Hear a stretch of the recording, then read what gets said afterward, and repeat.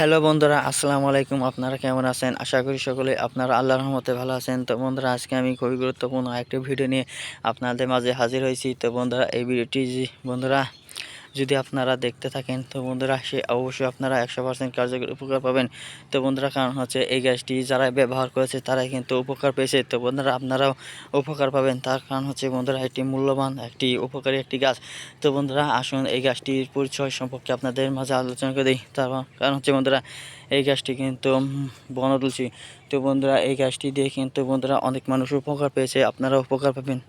তো বন্ধুরা, কারণ হচ্ছে এই গাছটি কিন্তু গ্রামগঞ্জে মানুষেরা অনেক বেশি পরিমাণে খেয়ে থাকে। তো বন্ধুরা, এই গাছটি হচ্ছে বনতুলসী।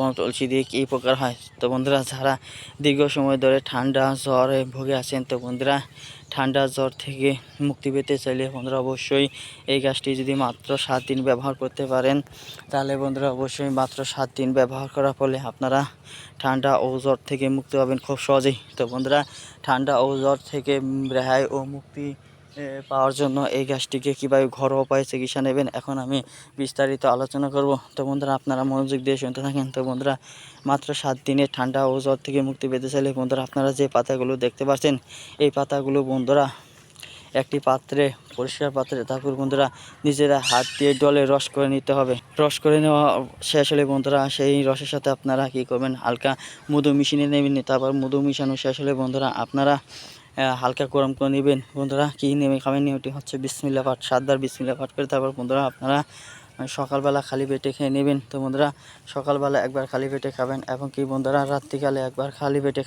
খাবেন। তো বন্ধুরা, এরকমভাবে যদি একটানা 7 দিন সেবন করতে পারেন তাহলে বন্ধুরা অবশ্যই 100% কার্যকরী উপকার পাবেন। তো বন্ধুরা, এইভাবে যদি যারা ব্যবহার করার পর যদি বলতে পারে উপকার পাবেন, তাহলে বন্ধুরা আমি কবিরাজি চিকিৎসা দেওয়া বাদ দিয়ে দেব। ধন্যবাদ আপনাদেরকে।